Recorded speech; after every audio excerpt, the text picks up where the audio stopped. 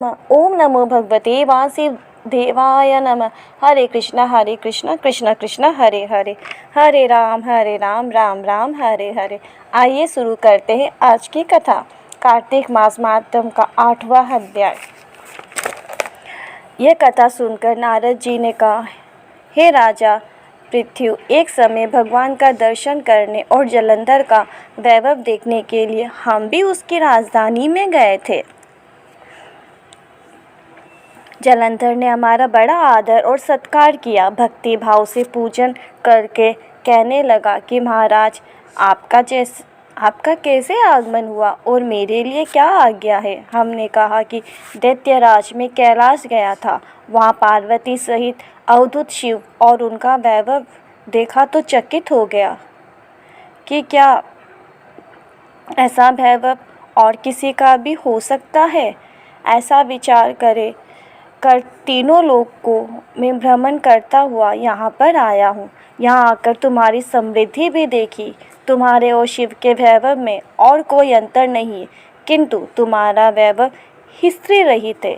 भस्म लेपन करने वाले राग रहित कामदेव के शत्रु शिव के पास स्त्री रतन जैसे पार्वती, वैसे यद्यपि तुम्हारे पास अनेक सुंदरियां हैं, परंतु उनमें से कांतिवान पार्वती की तुलना कोई भी नहीं कर सकता।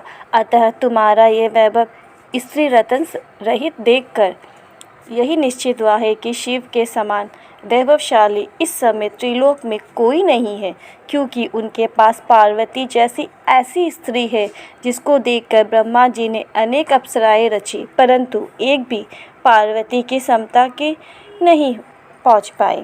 नारद जी कहने लगे कि हे राजा पृथु, हम तो इतना कहकर वहाँ से चले आए ब्रह्मा जी, परंतु जलंधर ने पार्वती जी की इतनी सुंदरता सुनकर काम जवर से पीड़ित हो राहु को बुलाकर शिव के पास भेजा।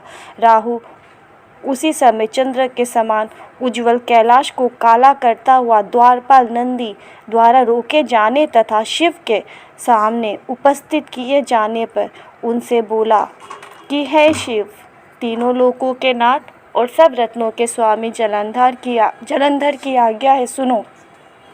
शमशानवासी तथा नरमुंडों की माला धारण करने वाले जटाजुटधारी तुम्हारे जैसे अवधूत के पास पार्वती जैसी परम सुंदरी स्त्री शोभा नहीं देती। मैं तीनों लोकों का नाथ, सब रत्नों का स्वामी, क्योंकि पार्वती भी स्त्री रतन है, अतः वो मेरे साथ ही शोभा दे सकती है। तेरे जैसे भस्म धारण करने वाले योगी के पास नहीं रह सकती। नारद जी कहने लगे कि हे राजा पृथ्वी, राहु के इतना कहते ही श्री शिव जी ने अपनी भ्रिकुटी बो में से एक अति भयंकर ऐसे पुरुष को उत्पन्न किया जिसका सिंह के समान मुख, जलती हुई अग्नि के समान लाल लाल नेत्र और शरीर पर खड़े हुए बड़े बड़े बाल थे।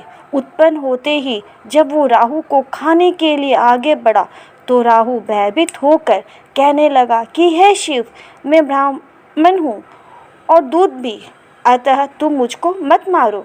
ऐसा कहने पर शिव ने राहु को पकड़कर आकाश में फेंक दिया।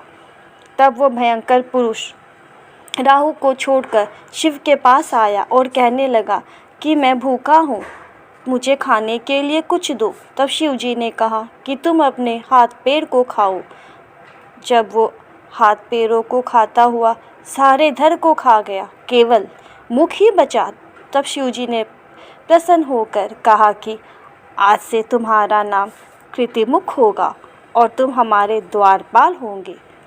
पहले तुम्हारी पूजा होगी, तुम्हारी पूजा बिना हमारी पूजा निष्फल होगी। उधर राहु आकाश में जाकर बर्बर देश में गिरा। राहु की ऐसी दशा सुनकर जलंधर को बड़ा क्रोध आया और वो दैत्यों की 1 करोड़ सेना लेकर अपनी पुरी से बाहर निकला। बाहर निकलते ही सामने एक आँख वाले शुक्राचार्य और अगनहीन राह मिले। इनके अतिरिक्त और भी अनेक अपशकुन हुए, परंतु वो रुका नहीं। तब दैत्य सेना सारे आकाश में छा गई। जब देवताओं ने जलंधर कि कैलाश पर चढ़ाई देखी तो छिपकर शिवजी महाराज को खबर दी। श्री शिवजी ने उसी समय विष्णु भगवान का स्मरण किया। स्मरण करते ही भगवान वहां आकर उपस्थित हो गए। तब शिवजी ने कहा कि भगवान, आपने देवताओं की पीड़ा देने वाले इस दैत्य को मारा क्यों नहीं? इतना ही नहीं, आप वहां जाकर उसके घर में विराजमान क्यों हो गए? तब विष्णु कहने लगे कि ये आपके अंश से उत्पन्न हुआ है और लक्ष्मी जी का भाई है, इस कारण हमने इसको नहीं मारा है, ये आपके हाथ से ही मारा जाएगा।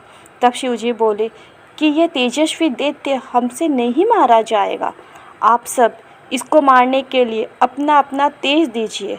तब विष्णु सहित सब देवताओं ने अपना अपना तेज दिया। इसके बाद शिवजी ने उस तेज को इकट्ठा करके ज्वालामाली सुदर्शन चक्र बनाया और एक बर्छ बनाकर जलंधर से युद्ध करने को तैयार हुए।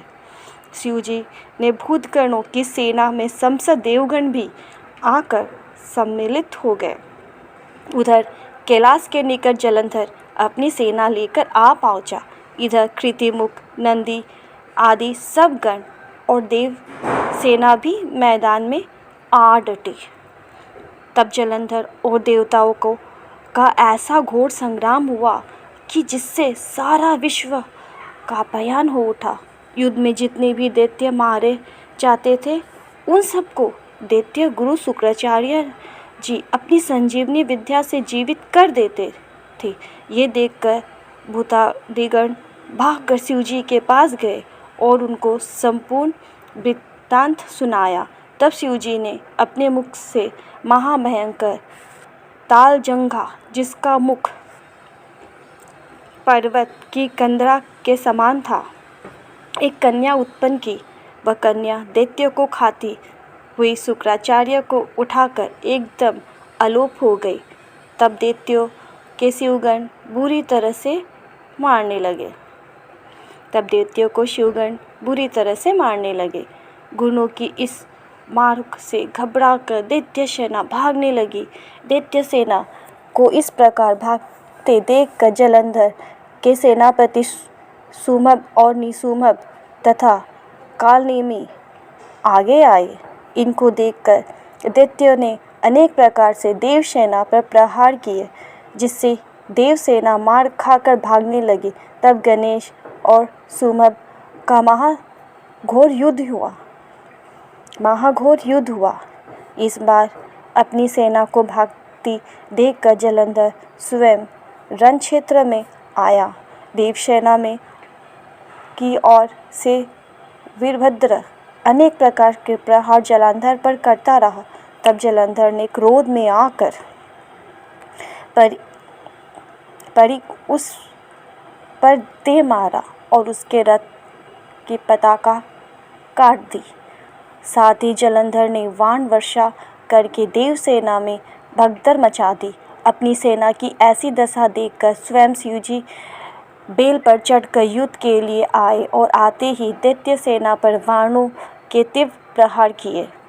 इन प्रहारों से दैत्य सेना इस प्रकार भागने लगी जैसे कार्तिक मास के व्रत से पाप भाग जाते हैं।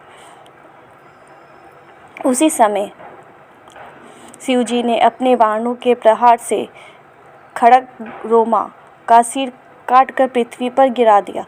तब जलंधर ने महाघोर ललकार की तो शिवजी ने उसके रथ के घोड़ों और सारथी को भी मार गिराया। तब जलंधर पैदल ही अपना खड्ग लेकर शिवजी की ओर दौड़ा। शिवजी ने तत्क्षण एक मुक्का उसकी छाती में मारा, जिससे वह कुछ विहल हो गया। इस प्रकार जब दैत्य ने देखा कि शिव अजय है तो उसने गंधर्व माया रची। गंधर्व और अप्सराएं नाचने और गाने लगी। शिवजी की इस माया में फंसकर नाचने और गाने लगे। जलंधर दैत्य श्री शिवजी को माया में फंसाकर देखकर महादेवी जी का रूप धारण करके पार्वती जी के पास गया और पार्वती जी का रूप देखकर कामांध हो गया। पार्वती जी महादेव जी को आया देखकर खड़ी हो गई, परंतु तत्काल ही राक्षसी माया समझकर वहां से अंतर्ध्यान हो गई। तब जलंधर पुनः युद्ध भूमि में आया। उधर जलंधर के चले जाने के बाद पार्वती जी ने भगवान विष्णु का स्मरण किया। तब भगवान विष्णु ने वहां उपस्थित होकर पार्वती जी को आश्वासन दिया। भगवान विष्णु ने सोचा कि जलंधर ने स्वयं अपनी मृत्यु का रास्ता बता दिया है। यह दुष्ट वृंदा के प्रतिव्रत धर्म के कारण ही मृत्यु को प्राप्त नहीं हो रहा है। अतः देवताओं के कार्य तथा भक्तों की रक्षा करने के लिए हमको ही वृंदा के धर्म को भंग करने का घोर कर्म करना पड़ेगा। ऐसा करने पर ही इस दुष्ट की मृत्यु होगी।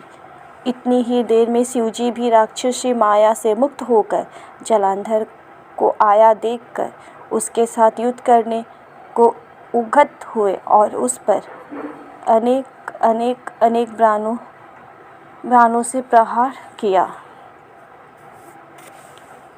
कार्तिक मास महात्म का 8वां अध्याय समाप्त हुआ। ऐसी और अधिक जानकारी कथाओं को जानने के लिए आप अपने चैनल ऑलवेज सूची को लाइक, शेयर एंड सब्सक्राइब करें। ओम नमो भगवते वासुदेवाय नमः। हरे कृष्ण कृष्ण कृष्ण हरे हरे, हरे राम राम राम हरे हरे।